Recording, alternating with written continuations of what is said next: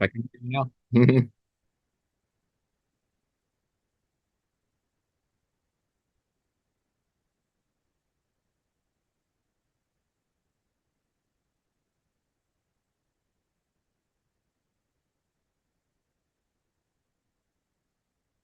It can be definitely. Yeah. Yeah. It's if you're really interested in that meditation object, it will just naturally beckons out to your attention. You will just feel like it's a very natural thing to pay attention to the texture of experience. Yeah. And this in itself can dissolve a lot of sankharas.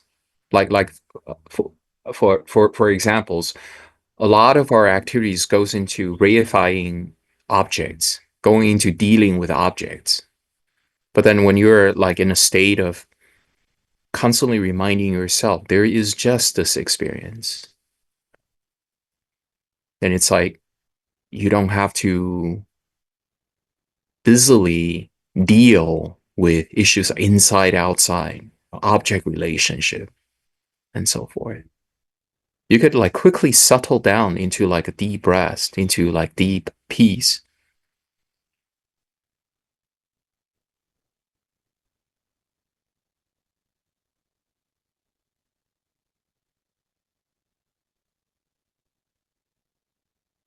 Yeah. You could look at the dreamlike thing and go, even dreamlike content is just this. It's just an experience. It's the same texture as all the other experiences. Whether it's very vivid, whether it's very blurry, whether the contents of the mind has high resolution, low resolution, they all share the same equal texture of the mind. And what is that? And when you try to get close to what is this texture, it's like you could quickly drop unnecessary concepts, right?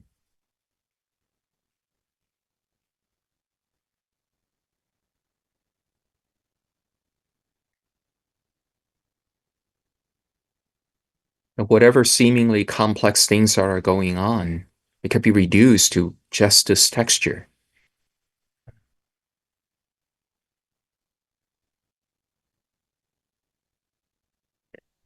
It's useful to bear in mind these meditation masters who describe the texture of the mind as being dreamlike, as being illusion-like, as being like echo in the valley, and so on and so forth, like mirage-like.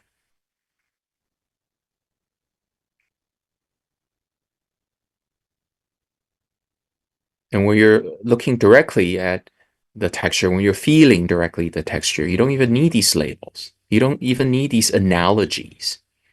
You see, it really directly feels this way. It's so elusive, so impermanent.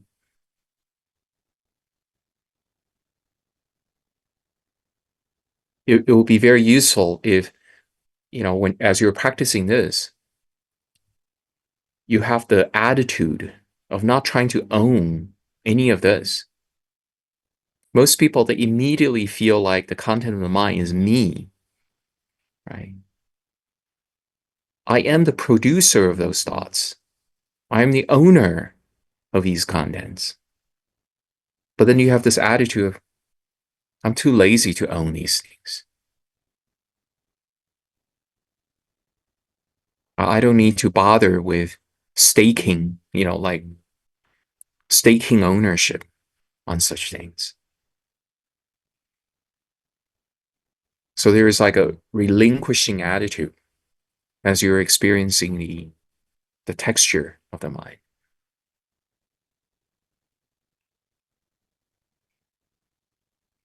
You could really just focus on this. And if this is something that you could get a handle on, you feel like, this is something I can, experience some measure of equanimity.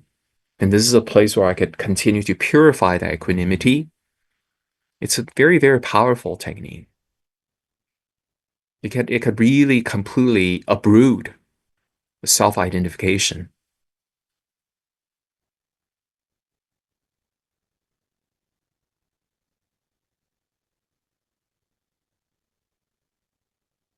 When you look at it, let's say bird chirping outside versus your thoughts. Right? Why is it that the bird chirping is perceived as being outside, as being farther away from you, as being, not really part of you? And then thoughts are more intimate. They're closer to you. They feel like they're part of you.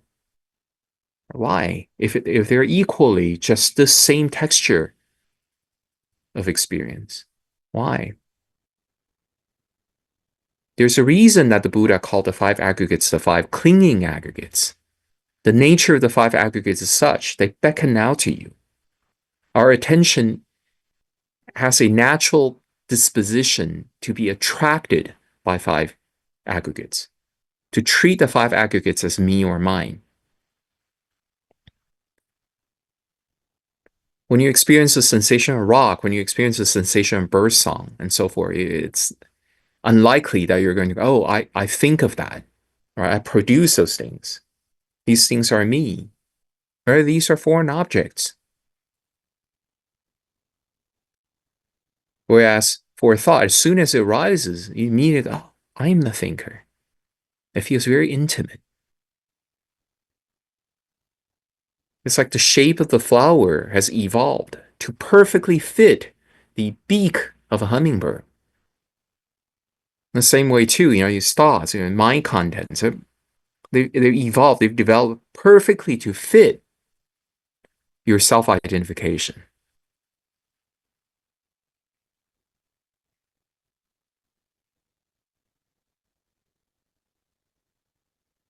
And the only reason that you would treat thoughts as me, mine, as being more intimate, as coming from the inside, as coming from you directly, is because of this habit, the self-identification habit.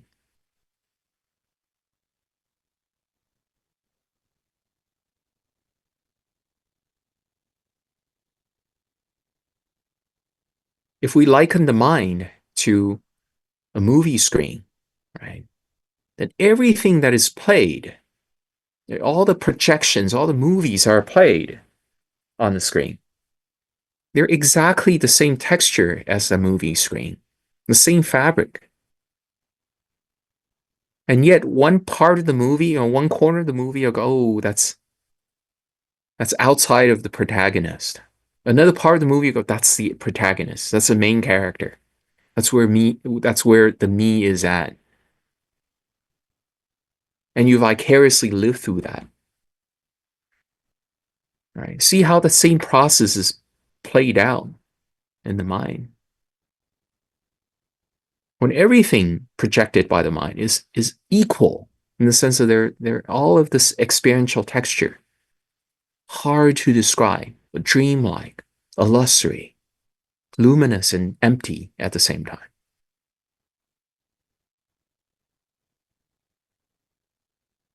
They all share this property of knowing. You can really ultimately, if you divide this experience into the knowing part and the known part, right? The subject and object, that's all arbitrary. That's all additional activities. It's just knowing. What is the quality of knowing? And experience is not a thing. Experience is knowing. We never experience a thing. And what is that? And when we ask ourselves that, we're not looking necessarily for an answer, like a concrete answer, like a concrete definition. When we ask ourselves that, it's to help guide us to stay with a boundless consciousness perception.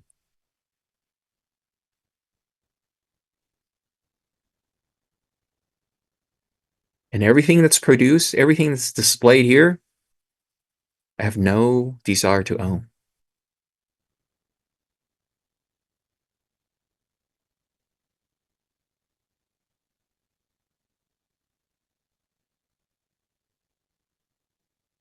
Jared could be super brilliant or could be super stupid. Doesn't matter. I'm not going to own that stupidity. I'm not going to own that brilliance.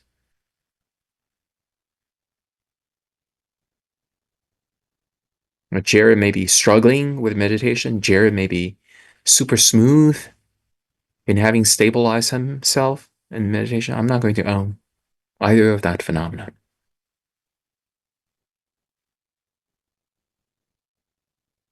It's an equanimity that comes from you're okay with all phenomena. None of the mental content can phase you. All the mental content, they're equal. They're equal. They're just this. They're like this.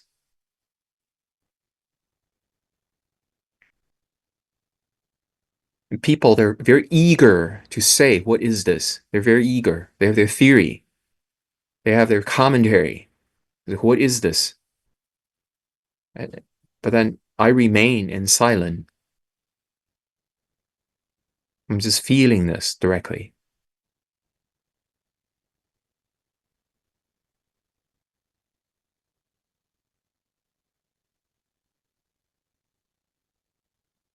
So you remain continuously aware of the texture of experience and simultaneously holding an attitude of relinquishing ownership.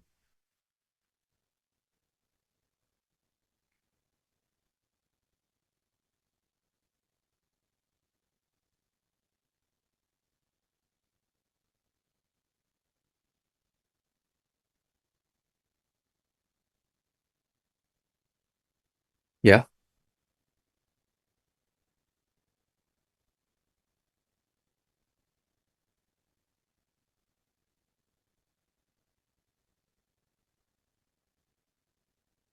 Yeah. So you want to stay relaxed. If you're relaxed, then you're in a very good position to detect turbulence, like what is not relaxed. Then you will feel how when your mind is struggling. You feel when your mind is like becoming impatient, is has wrinkled itself up. If we're not relaxed, we're just completely mired in a lot of reactions, right? But when you're relaxed, you are looking at what is not relaxed. You can only observe that which is less relaxed than you are, you see. The place where you come from, right, has to be more relaxed than the sankhara that you're trying to observe. If the place you come from, your vantage point itself is very tight, is unrelaxed, you will not be able to detect the non-relaxed part in your environment. So stay relaxed, deeply relaxed.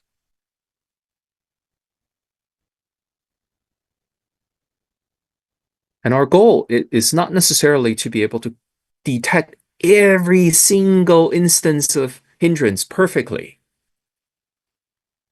You're relaxed in your attitude. I don't need to capture every instance of hindrance.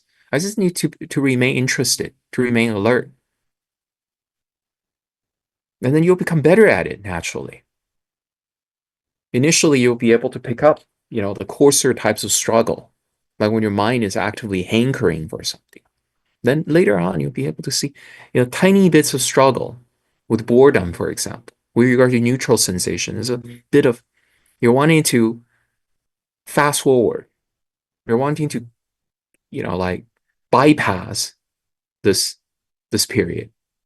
There's a little raring to go. Or it's like before you stand up, then go out the door. There's first a projection of the mind, picturing yourself standing up, walking toward the door, reaching out for the doorknob, right? This projection requires a sort of exertion. You're exerting yourself. You're applying some effort. It's called efforting. You could detect that.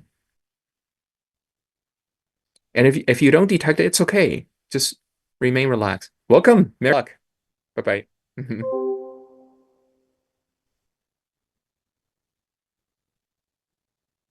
Yeah. So, all these hindrances, they have to do with sensual craving. Essential craving, it's not just the first of the five hindrances, but all the subsequent ones, there are variations of sensual craving. There are side effects of sensual craving. And sensual craving is essentially you're sticking your head out, looking for, right, yearning for what is not here. And this yearning for requires efforting. That's suffering. Learn to detect that. What is not here? When you're here, what are you doing? You're resting. You're not suffering. When you're not here, I mean, technically you cannot be. And so when you're not here, what does that say about you? You're trying to not be here. You're suffering. You're looking into the future. You're missing the past, right? Feeling nostalgic about the past. How do we enter into dreams? Once again, dreams started out with, the display of some random images. But how do we end up entering into a dream? So how do we end up having full-blown dream? We're yearning. There's some part about the images that beckon out to us. And, ooh, I'm interested. You go into it. You buy into the story. You're entranced. You entrance and you are entranced. You see. So notice that process. That process already requires you sticking your head out somewhat. You're gazing upon something more intently, with lust, for example, with enthusiasm, for example, with disgust, for example. Those are all hindrances. So hindrance can be understood as like a wrinkling of the mind. You're trying to notice how your mind is kind of like a rag, and you're doing this, you're wringing the rag. We renounce sensual craving, not for moral reasons, not because, ooh, sex is dirty. No. We renounce it because when you yearn for sexual experience, this yearning itself is tiring, is stressful. It's not that the sexual experience itself is dirty, is sacred, is whatever. But the pleasure itself is not necessarily bad. But it's the mental activities, the way you relate to it. Right? When you're eating, right? I'm not asking you to eat like a robot, like a Theravadan robot, right? But when you eat, ask yourself, how can I enjoy this process more? You'll notice how typically our eating, our enjoyment of food is frequently interrupted by moments of eagerness, by moments of impatience. Like, for example, there's a thought that was, I can't wait to get to the dessert. You're still chewing food, but you notice your gaze directs to another item. Oh, there's a part of you, I can't wait to get to that. There's another enjoyment that's waiting for me. Now, I'm not asking you to repress yourself. I'm asking you to notice this as an interference, as an undermining of your present rest, of your present enjoyment. See? So in the end, you could be a happy Buddhist. You could be a Buddhist who does not turn away dogmatically from pleasure. You're just sensitive about all the unnecessary activities that you have previously been performing. That's it. That's it. What are unnecessary activities? Hindrances. Sticking out of the head. Struggling. The impatience. The eagerness. The projection. Tossing and turning.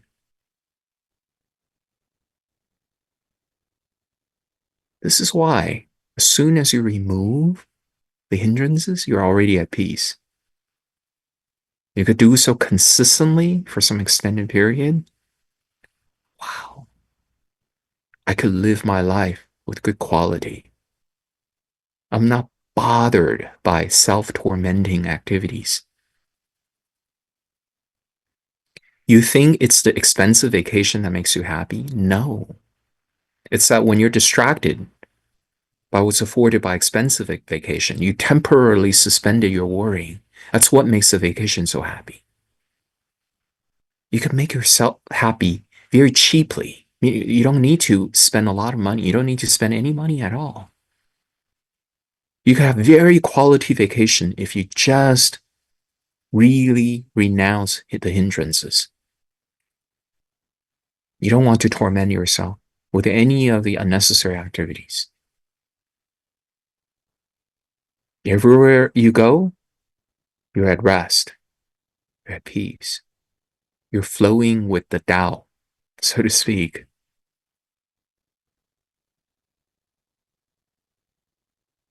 It's a very fun activity, ferreting out the hindrances. Even with regards to getting rid of hindrances, you're not impatient. There's a part of you that goes, oh, I want to get there. I want to get to a point where I am free from hindrances. Notice that. Notice this. This is an unnecessary activity. This is a tormenting. This is an unrest.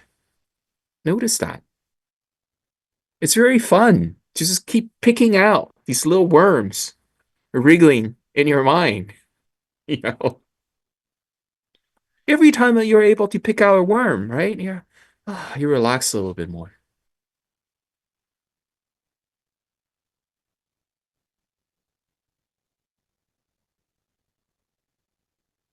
And then there's a part of you that goes, really? It's that easy? When such a doubt arises, it's a hindrance. Why? Because you're doing this. These are unnecessary activities. Now, I'm not asking you to dogmatically throw away all unnecessary activities at once, right? But I'm just asking you to be alert. Do what you can. If you pick it out, great. Yeah, drop it. Renounce it. See renunciation as rest.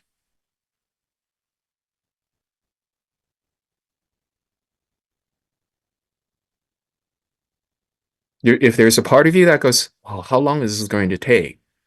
I need to practice another 10 years. Oh, you know. When there's such a thought, notice that as a hindrance. Why can't you be happy now? Why can't you rest now? What's preventing you from just rest? Hindrance is preventing you.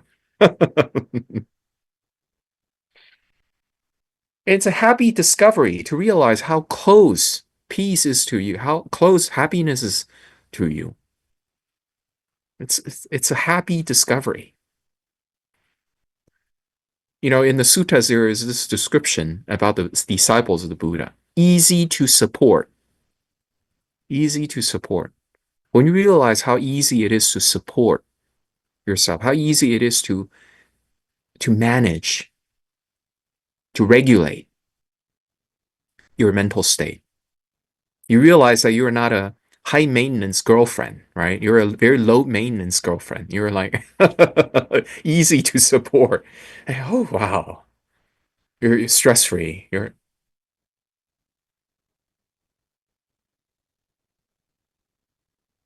everywhere you go, really, you could easily be made contented, easily be made happy. Everywhere you go.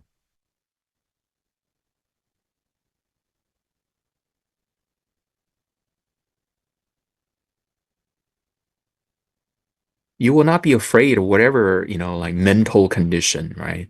Mental illness and so forth. What are mental illnesses? What are mental conditions? They happen when you're heedless and you allow tiny hindrances to escalate, to snowball. And hindrances have what? A proliferating tendency. So when you start, if you give in to one kind of hindrance, oh, it'll take me many years before I could be free from hindrances. And that will lead to more doubts. That will lead to more craving, more yearning. That will lead to more aversion about your present state, impatience about the present state. That'll lead to even more restlessness, and so on and so forth. So, how hard it is to free yourself from hindrances? Just one instance worth of shifting your attention.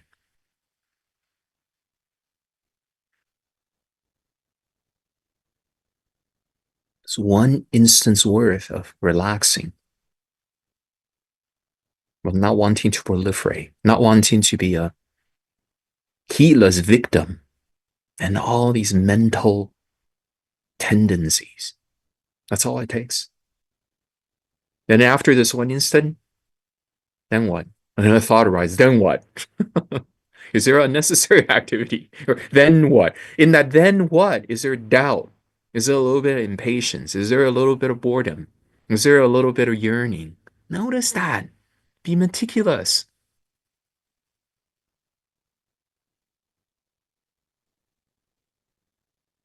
Every step is a baby step, but then you're meticulous. You're meticulous, but you're not a perfectionist. If you don't capture every instance of hindrance, it's okay. Stay alert. Keep working on it. Keep relaxing. Keep enjoying the rest. Keep experiencing the unfurling of the mind muscle. You're not tightening. You're not frowning inside. You're not holding tight inside.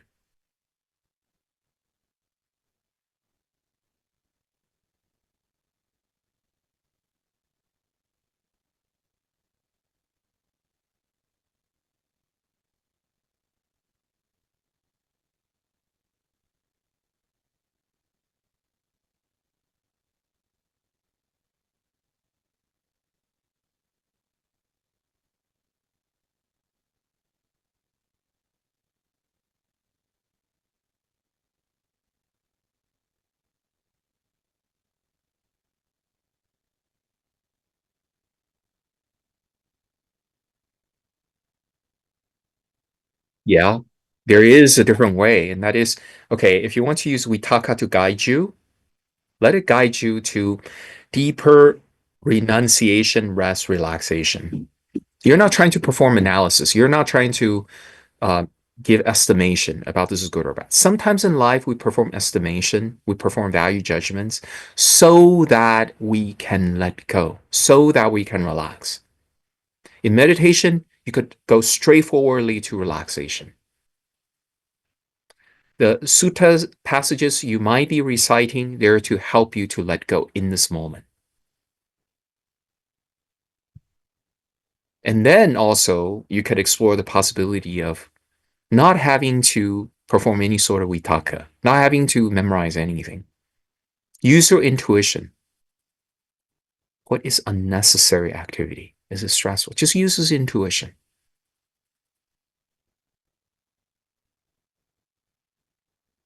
What is it like to surrender?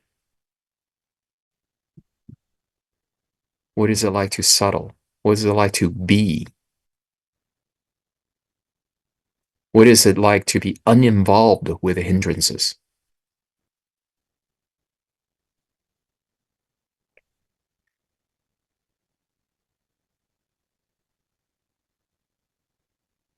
When you read a sutta, it's like, oh, arahats' minds, they're open, expansive, not wrinkled, not burdened. Right? The Sutta Nipata tells us a lot of similar things. And when you listen to this, you're immediately guided to look at your own mind. Is it unfurled? Is it obstructed? Are you doing this? Right? Does it feel like, it's kind of like your facial expression when you let go of the frowning, when you soften your facial expression? Or you could do that with regards to the mind, to your mind state, mental state, and gently preserve that. Right? You're alert, trying to watch for possible the raising of the head, hindrances, remaining relaxed.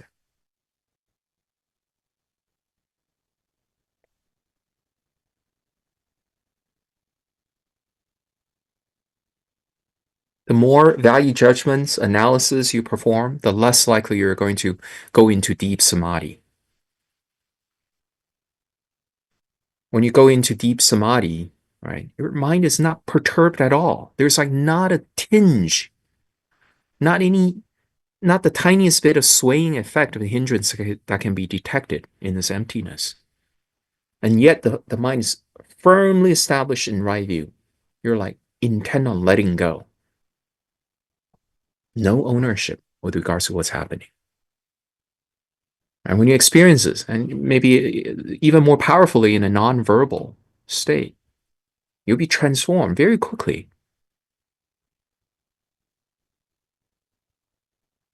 And once you get the hang of it, you know how to go into the state very easily. It's not an artificial state.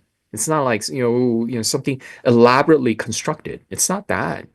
It's how much you can surrender. How thoroughgoing your letting go is.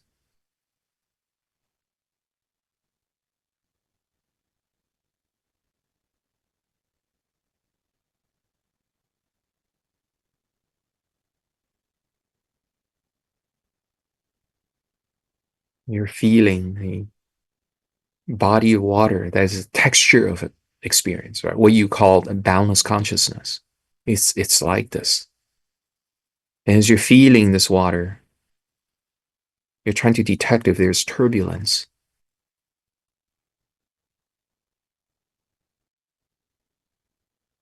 There are natural movements, there are natural turbulence. That's okay. But then there's a certain type of turbulence that's what? That's caused by your active stirring up the water. You can feel it. You feel the stirring. You're doing something. You're efforting.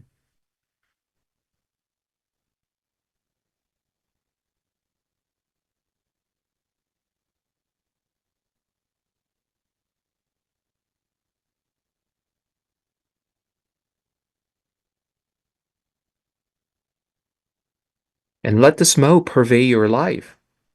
And you're not just stuck with some sutta passages. You'll end up going into a more refined state where you're just relying on intuition. You're not using words to help you analyze. You're relying on this intuition, just feeling the water, just feeling the texture. If there's efforting, and if there's like immediate letting go. Right? There's this happiness about not owning anything. I don't need to own anything about what's happening.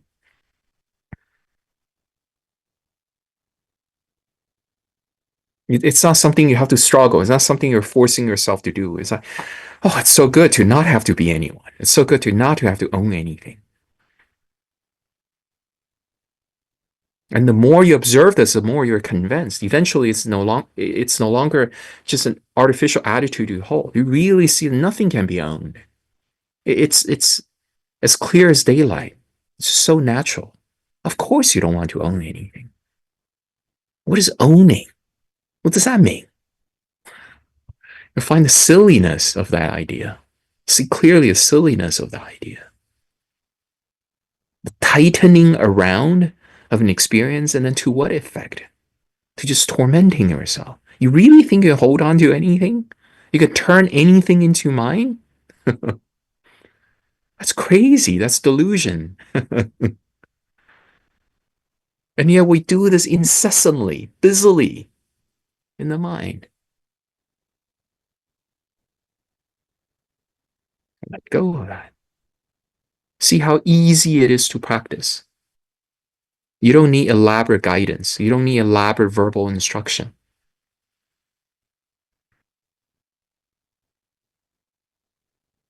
If you don't have a better way to meditate, okay, fine, then you memorize these sutta passages. You recite, that's fine. I'm not saying that's a bad thing. I'm telling you, you have it in you to do a greatly pared down version. You're able to do a sort of meditation that involve minimal sankharas to begin with.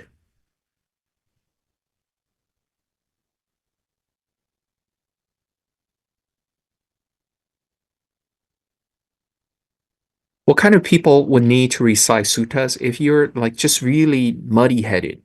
right? So once you're at peace and you don't have a sense of direction, you have no idea what you're doing, then it's helpful to recite, to use an inner voice to guide you, right? To listen to an outside voice to guide you, and so forth. But otherwise, no.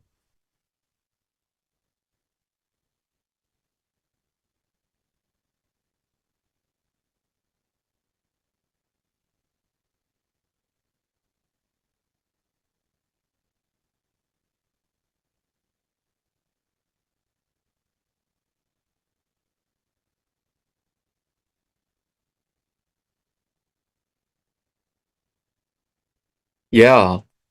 You know how when parents tell their kids, have you guys been to Disney World? Do you want to go to Disney World? And the kids go, right? Assuming that these kids never been to Disney World, and they'll raise their heads when the parents are talking about it. Why are these kids raising their heads or sticking their heads out? They're looking forward to something. Even when they're just imagining about Disney World, they're looking forward to go into that scenario. This looking forward is essential craving. It feels unnatural. Why? Because you're efforting. You're no longer walking upright. You're walking with your head sticking forward. Right? That's a metaphor, that is. Yeah. When you look at the way you behave normally, we're constantly swayed by these hindrances, tiny bits of anticipation. I couldn't wait to get to something, couldn't wait to bypass something, right? Or that there is this a little stickiness to the present moment. Oh, we don't want this to end. We want this to stay a little longer. We want to get more of it. And you can feel that the stickiness. You're holding on to something. All this efforting, that's hindrance. So in a sense, what is a hindrance? A hindrance is a momentum that is about to turn into a mental defilement, that is about to turn into craving or aversion. It's a mental momentum, it's a mental propensity. You can feel.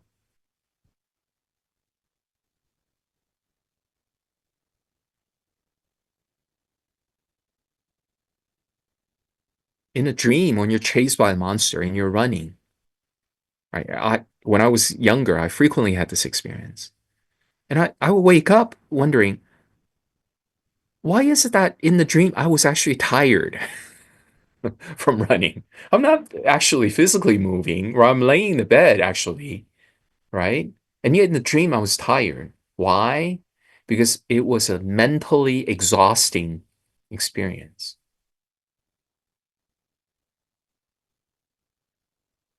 In the dream, I feel suffering. I could feel the stress that comes from taking flight.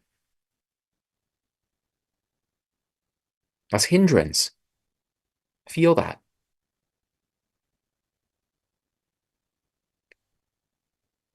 Eventually, you will be able to detect very slight hindrances, these tiny activations of wants and don't wants, pushing something away, pulling something in, and you remove these things, these tendencies meticulously, you experience samadhi.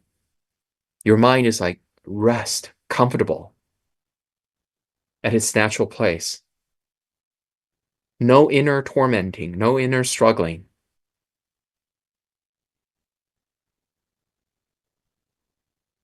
Even when you listen to this, you should already be experiencing some measure of samadhi.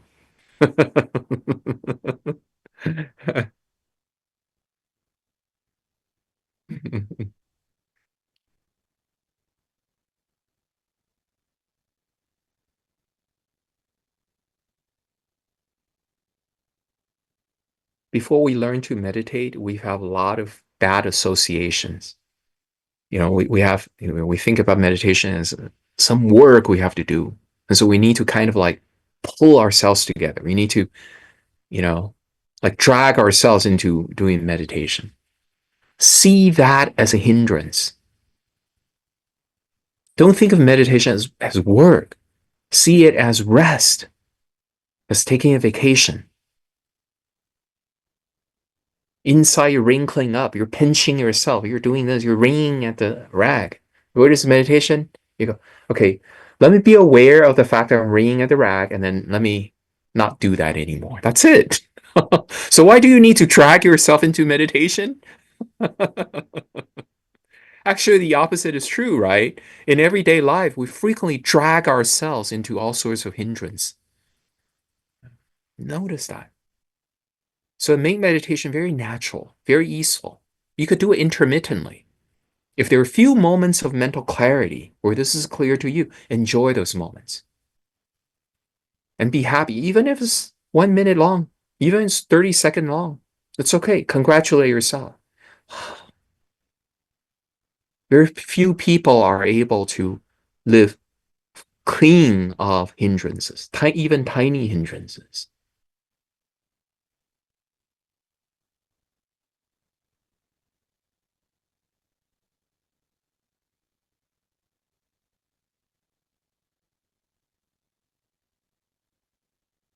When your mind is no longer struggling, is no longer efforting, you're in flow with the Tao. And at this place, you will know why attachment is wrong, why attachment is pathological, why selfing is a tightening, is an efforting. Why do you want to be someone? Why do you want to own something?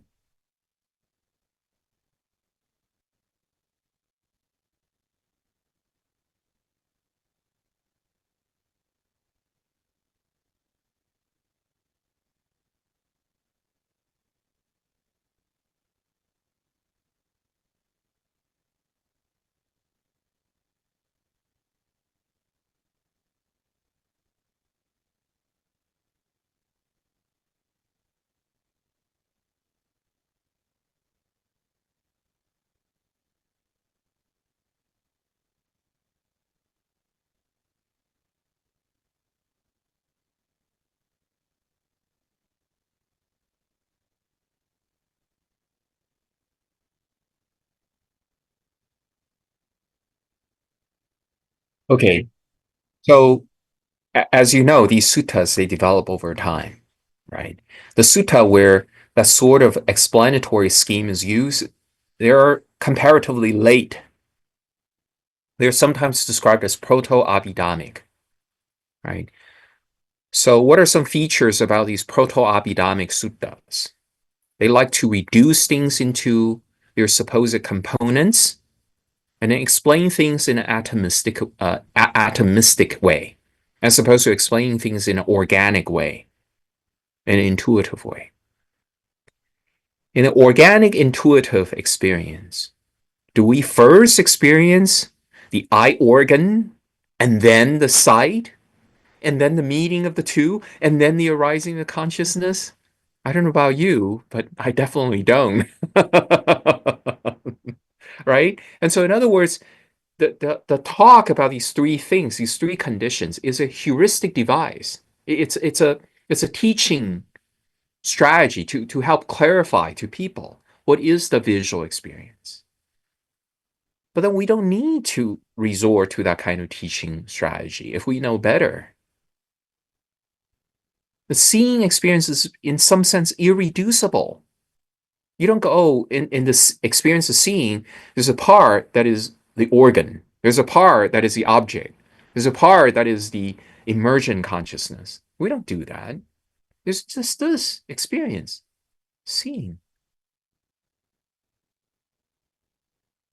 In positing those three conditions, you're implying that there's a sort of like a sequence,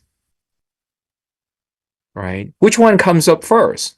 And then you'll go, oh, first there is an eye organ, right? Then there's consciousness. First there's an object, then there's consciousness. But we don't experience a sequence at all in real life. There's seeing. And an experience is always instantaneous. It's always in the present. It's only by analyzing by trying to remember and so forth, then we produce a scheme involving sequence.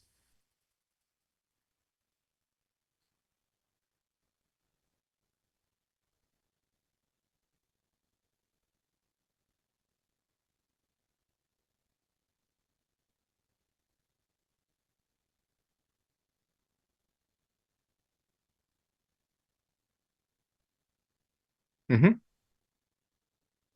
Yeah, yeah. And if you just go, it happens, we sometimes don't even need to be talking about those three conditions, right? There are occasions where that kind of talk is useful. When your focus is on how your seeing experience is dependent on at least these conditions, then it helps you give rise to a sense of disillusionment. Right? In other words, oh, you mean my feeling is dependent on these fleeting stimuli? My consciousness is dependent on these fleeting conditions? Then what sense is it mine? Right? So it could serve that purpose.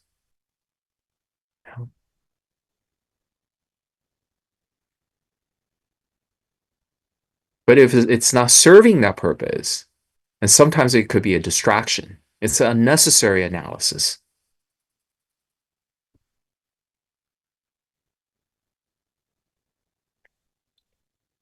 Throughout the day, you don't need to really perform that kind of analysis.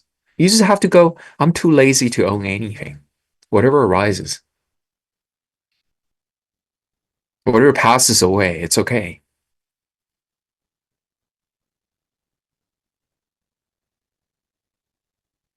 That you could easily become absorbed in a single attitude called letting go, single attitude called equanimity.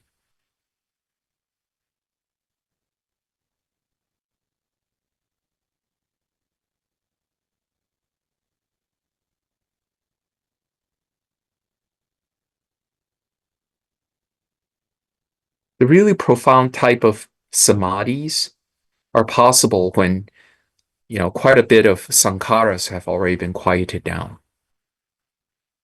Complex analysis and recitation and so forth. Yeah.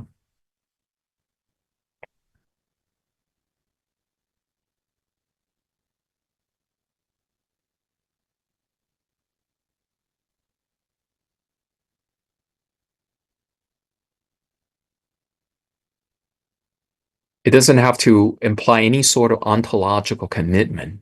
It's a heuristic device, right? So it is possible for us to learn to let go all the while using a dualistic model of experience. It's possible. It is also possible that we learn to let go using a non-dualistic model. That's also possible, right? Now, if you have a choice, which one is better? In general, the non-dualistic model is better. Why? Because in the typical non-dualistic state, there are fewer sankharas to work with. Does that make sense? Yeah.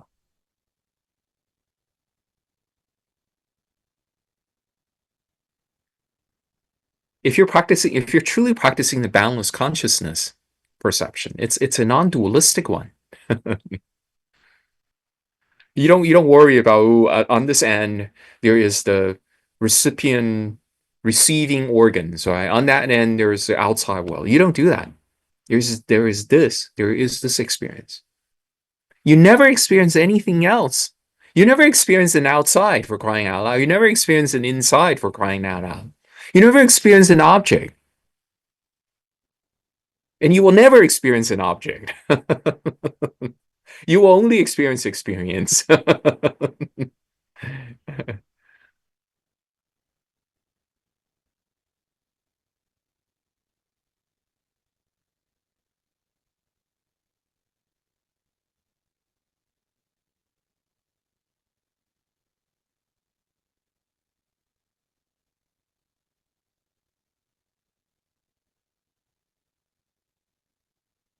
Can you say that again? What?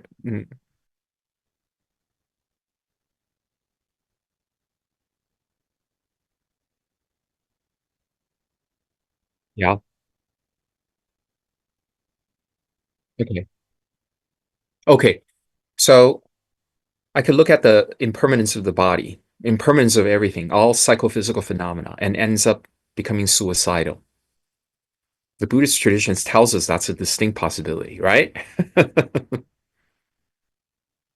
So focusing on drawbacks does not guarantee that it will induce disenchantment.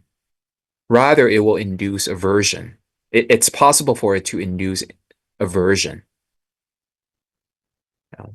It's not necessarily the case that it will just induce equanimity.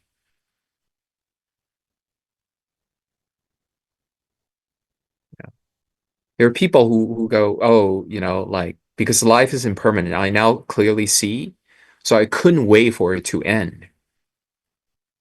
But when you couldn't wait for it to end, you're experiencing hindrance. You're raring to go somewhere. You're efforting to push something away.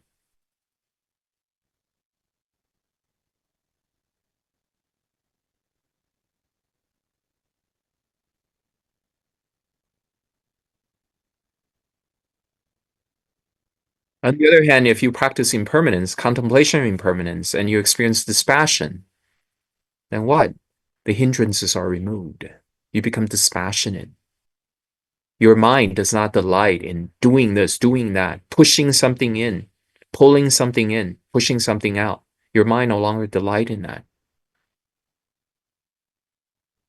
Your mind delights in rest. Your mind does not even delight in the delight, in the efforting of delight.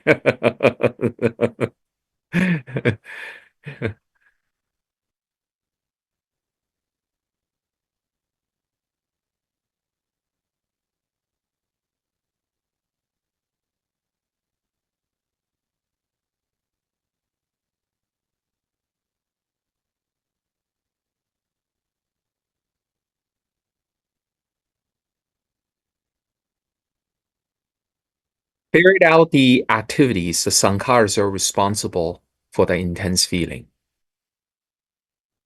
Does that make sense?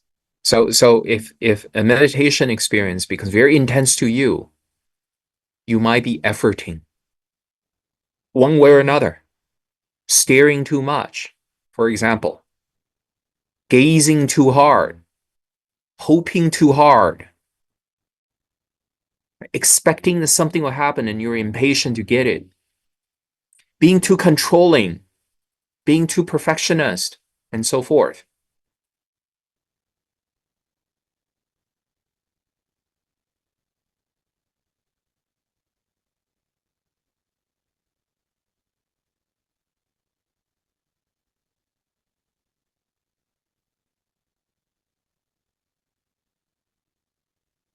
Yeah. So do people exist?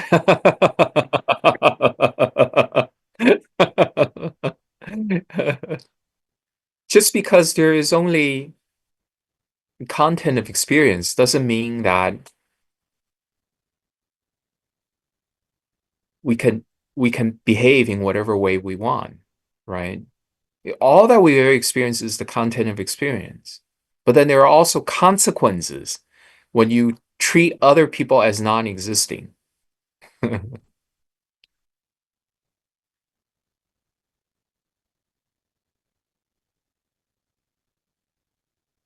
This existence, which feels like it is inhabited by many people and people interacting, that's a content. That's a content.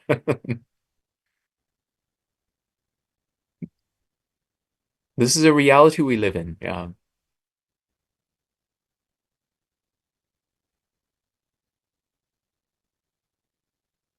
And you know what? Living as if no other people exist could be a bad thing or it could be a good thing. Right? If you live as if you're the only one who exists, that's still delusion, right? If you live like no one exists, people, me equally, no one exists, and there's only harmony. then you cannot speak in a way that will cause disharmony. Even if in their perception there are no one, no one is here, no real people. They're only, like clusters of behaviors, right? Instances of excitation, instances of stress, instances of efforting, and their respective release. That's it. That's all you perceive in your experience.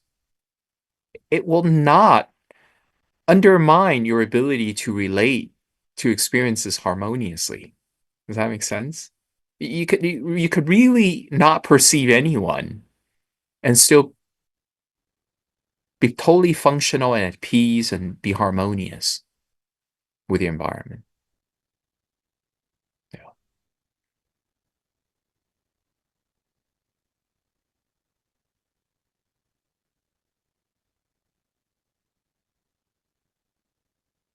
Hmm. Yeah.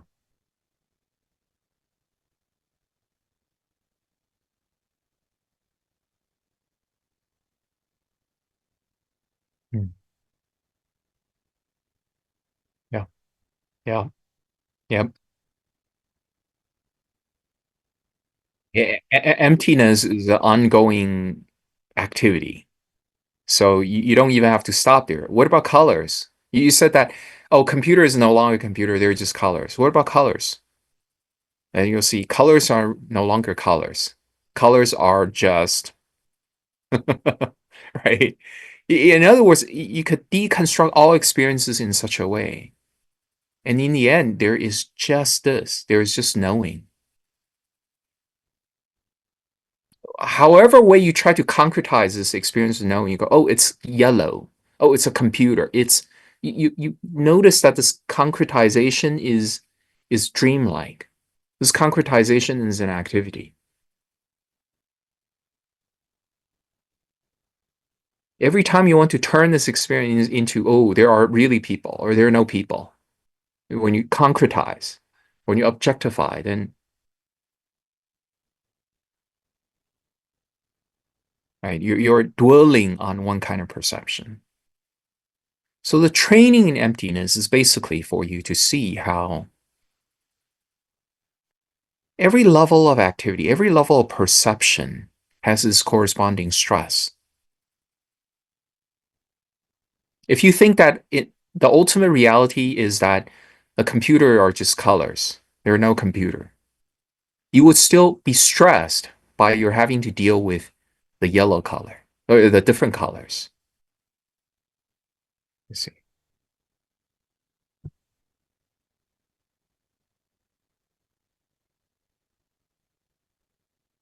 And in the end, it's not that you're saying there's no computer, there's no color. It's not that. It's that you don't hold tightly to these objects.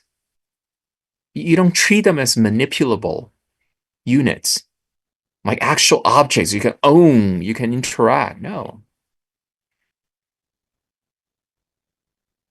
they're phantom, ungraspable. In the end, ungraspable. That leads to peace. We live constantly trying to interact. What is interaction with the environment? You're trying to manipulate, hold on to something, or grab hold of something, right? Throw away something, right? Push away something. We're interacting. But then when you realize that everything is ungraspable, a lot of these busy activities they quiet down.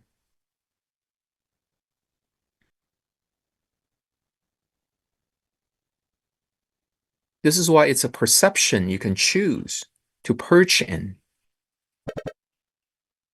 to become established in. But it's just a perception. Even this perception is also ungraspable when you look at it. Even this perception that there's emptiness, right? Even this is ungraspable. It's just a perception. How long can you put it in your palm and go, ooh, here's my perception of emptiness. I've mastered it to this extent. As soon as you do this, the perception disappears. As soon as you try to land your attention on something, that something is changed. Every one of your attempt at grasping onto something is seen clearly by you as futile. And then you rest.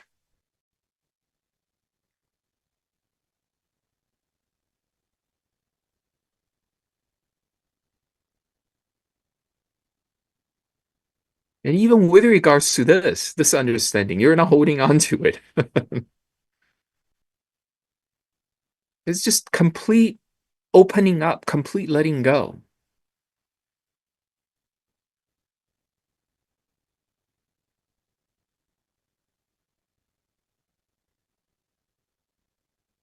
One way to describe the state is that finally you understood how to relax.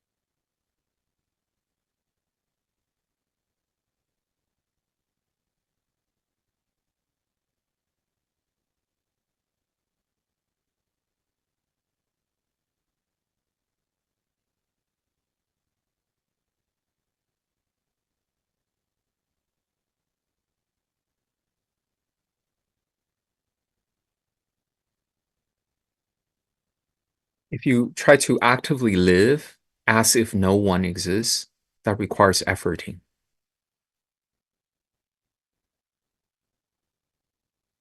If you live as if there are people, like real people I have to interact with, that requires efforting. So I am not asking you to live like no one exists. That perception is efforting. Yeah.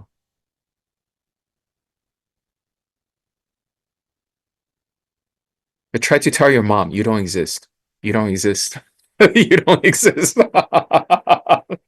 And your mother keeps going, no, I do. No, I do. Right? And you go, no, your sound means nothing to me. Your objection is empty.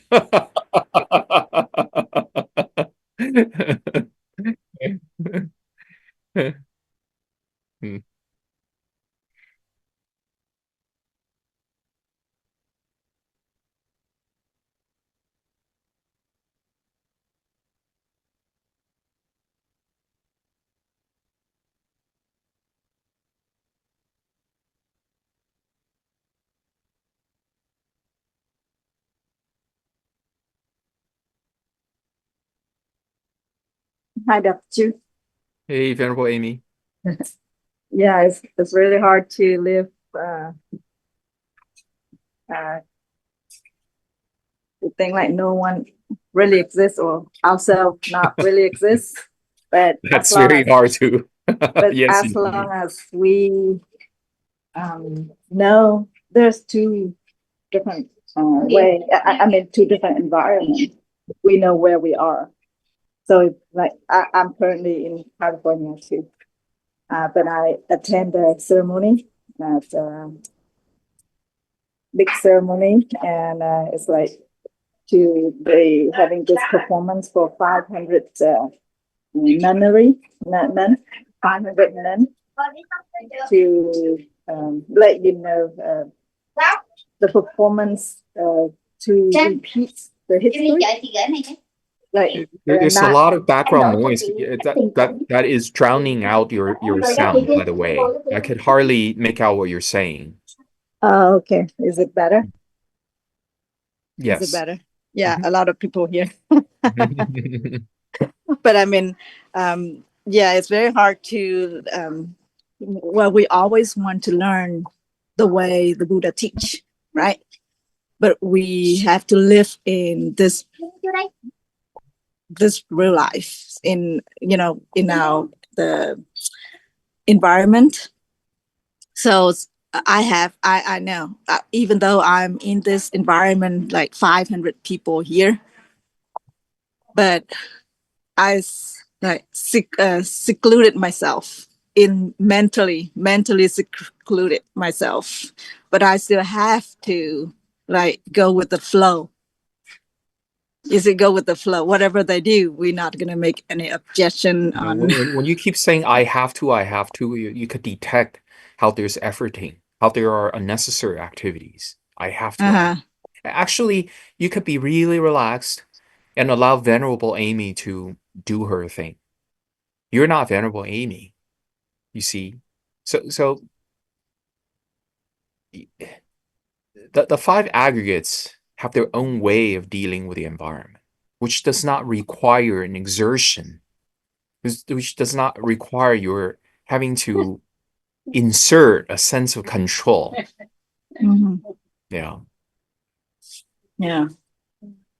Venerable Amy could take care of herself on her own. She'll do I know. what is needed, you know. It doesn't require any sort of personal involvement. Yeah, like yesterday I had to serve like doing serve like three at least maybe 200 people, 200 nuns. Mm. But even though in this big crowd, a lot of problem, a lot of things going on, but as long as I feel, oh, that's just temporary. It's temporary. Just one day, it will be over. And I think that's in the 16th step is the Dharma. Well, actually, that's not It's part of the impermanent. 16 steps. No, the impermanence is designed to induce disillusionment, to designed to induce dispassion. It's not Mm-hmm. used to console oneself that even this will pass. Okay, let me put it this way. Sometimes in a difficult environment, we endure, right? We endure. And there are different ways of enduring.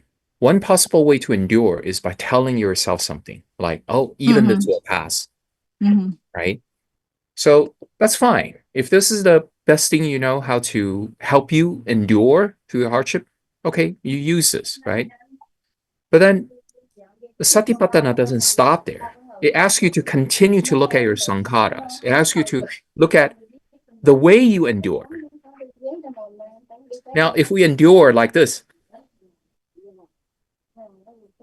we grit our teeth, right? We bide our time. It means that we're still struggling, even though there's endurance. This is one kind of endurance. This kind of endurance still has hindrance in it. For example, there's impatience. You're like, oh, I only have one more day left, right? I need to just hold on to another 8 hours, counting down two more, one more, 3 more minutes. When you do this, when you endure like this, there's a lot of efforting, relatively speaking. It's Mm-hmm. better than if you're not enduring at all and you just get completely overwhelmed, right? So endurance is still better, but it's not the end. It's not Mm-hmm. Nibbana. We continue to work on dissolving unnecessary activities, Mm-hmm. ferreting out the hindrances. How can Mm-hmm. we abide without enduring? How can we soften the endurance part so there is just pure abiding? That's how we arrive at pure and pure equanimity. That's how we arrive at effortlessness. Mm-hmm. Notice the way you endure, even when you're telling yourself a good story, like, oh, even this is impermanent, and one day left, or oh, I should be grateful for what I have already, right? Oh, this is really nothing when compared to the sort of hardship, that poorer people are experiencing. Or you tell all these activities are going on to construct your endurance, and you look at these activities, you go, which one can I let go? Which ones are necessary? Does the Buddha teach gritting your teeth, biting your teeth, and just Mm-hmm. endure? Yes. He said occasionally. That's what's needed. Sometimes you have no other recourse, right? You Yeah. have to, sometimes we practice like this. I'm not going to let lust conquer me. I'm not going to let anger overcome me, right? But then you don't stop there. You go, what can be dropped in this mode activity? Oh, maybe I soften my facial expression a little bit. So Maybe I what don't have to I'm bite my teeth so hard. Maybe I don't have to tell such an elaborate story to myself. The story could be a abridged version. Maybe I don't have to tell myself any story. So what you're saying, like, we don't have to find a solution, any solution for it. Just be Well, mindful, just be the awareness. real final solution is one where you truly let go. Mm-hmm, And there's no mm-hmm, endurance. mm-hmm, There's no but. There's no caveat. There's no mm-hmm, effort, mm-hmm, right? But before we get there, we try to let go and we observe how we let go. We observe the sankharas that are still involved. We try to pacify the sankharas. So our letting go is more effortless, is mm-hmm. more instantaneous, is less straining, and so forth. That's how we practice. In the end, when you let go in a non-fabricated fashion, right, in a non-enduring way, there's no suffering that you're enduring. There's no suffering. So, in other words, the paradox is that for as long as you're enduring a suffering, the suffering will remain. Yeah. Yeah. But for me, I keep like everything everywhere I go. So everything I do, I just thinking, oh, this will be over soon and come back to my own place, and we'll have. You should be aware of this anticipation. You should be aware of how, oh, there's part of you that goes, oh, I hope that this will be over quickly so that I can go back to meditation practice. Notice this. Notice this activity. Notice this straining. Notice this exertion on your part. In the end, we don't want our spiritual life to become fragmented, to become compartmentalized and go, oh, there's this part that's really bad for my practice. I couldn't wait to get it over with. And I wanted to, you know, And if I keep doing, objectively, you could set up, you could arrange your environment in such a way so that you have an easier Mhm. environment to practice in. So Mm. if uh, I continue to do that, I think that become a perception, right? It's build up a perception for me, like later on, So like you my will that's my. let go of resistance. Mm, And the sankharas may involve perception or not. It may or may not involve perception. In the end, you'll notice that holding on to a perception is mhm, also tiring. You don't need to hold on to a perception. mhm. In the beginning, you start out with, oh, perception of people, right? You go, oh, that's too tiring. How about if I were to hold a perception that there's no one, no people? And then later on, you realize that holding on to a perception of no people, there's no one being here, that's suffering too. Even that's suffering. You don't even hold that. Does a liberated person perceive people or no? Neither. Okay. Well, thank you very much. Gotta go back, get back. Take care. Bye-bye, Thank you. Venerable. Bye bye. Shall we end on that note? Is that okay, Jared? Thank you. Take care, Jared. Bye.